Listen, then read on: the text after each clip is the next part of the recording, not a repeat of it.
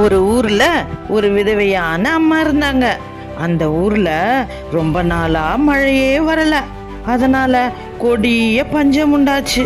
அந்த அம்மா விறகு பொறுக்கி கொண்டு இருந்தாங்க. அந்த அம்மா கிட்ட எலியா கொஞ்சம் தண்ணியும் அப்பமும் கேட்டாரு. அந்த அம்மா, ஐயா, எங்க வீட்டில் ஒரு கைப்பிடி மாவும் கொஞ்சமா எண்ணெயும் இருக்கு. அதுல ஒரு அடை செஞ்சு நானும் என் மகனும் சாப்பிடலான்னு இருக்கோம்.